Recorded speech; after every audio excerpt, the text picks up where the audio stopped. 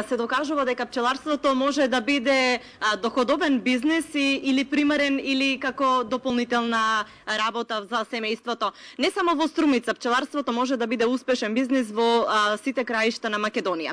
Со мене е еден позитивен пример за тоа како од дополнителна дејност може да се заработи. Ѓорги Андонов е банкар, но како дополнителна дејност одгледува пчели. Господине Андонов, најпрво добра вечер и може ли од пчеларство да се живее? Добра вечер на гледачите на Канал 5. Јас сум по професија банкар и тоа ми е основна дејност, но од секогаш сум ги сакал природата, животните. Веќе 7-8 години сум пчелар и доста добро заработувам од таа работа. Пчеларството е доходовен бизнис. Пчелите се едни прекрасни инсекти кои милиони години обстануваат сами во природата, а сега со наша помош, заемно соработуваме со нив и имаме доста позитивни ефекти и реално во мојот семеен буџет учествува и пчеларството. Има ли Македонија квалитетен мед? Ако се занимаваат младите, особено и како поттик за нив со пчеларство, може ли да очекуваат дека ќе имат квалитетен производ?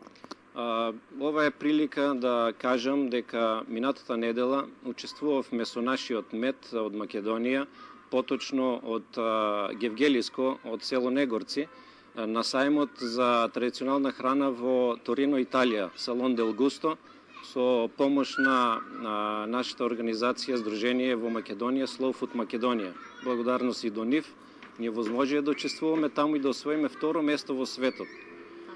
Сите бевме изненадени, но стварно наградата беше многу престижна, многу високо беше оценет нашиот мед, како полифлорен мед, кој се создава од вредните пчели, автохтона македонска пчела, Apis mellifera macedonica, која му дава посебна цена и посебен значај.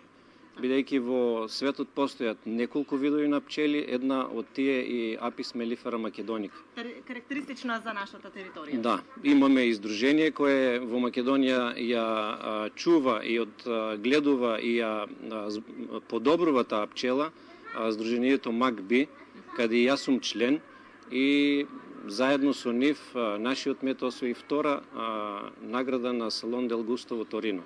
Како државата го помага пчеларството? Има ли субвенции за пчеларството и други начини како може од нула да се добијат пчелни семејства?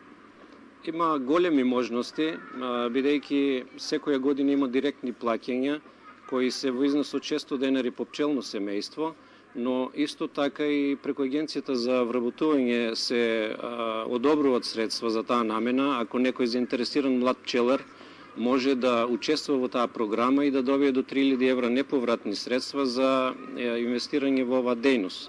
Тоа не се мали пари, бидејќи со 3000 евра може 30 пчелни семејства да се комплетно опремат и со нив да се отпочне со бизнис.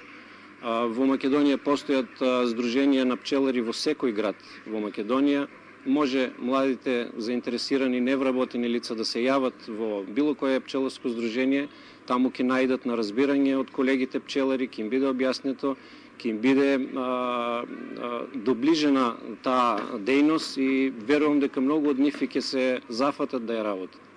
Маја, дали има прашања? Да, Сузе, уште едно прашање. Јас сакам мед, но не ги сакам пчелите, не би ризикувала со тој бизнис. Има ли жени што заработуваат од пчели во Македонија? Така, господин Андонов, дали има жени кои што се пчелари, односно заработуваат од пчеларството?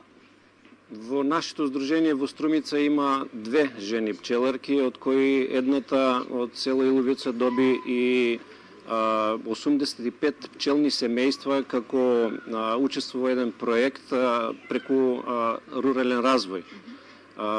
Таа е успешен пчелар, го работи тоа од љубов пред се, но сепак во тие тешки економски услови и доста добро заработува од нив.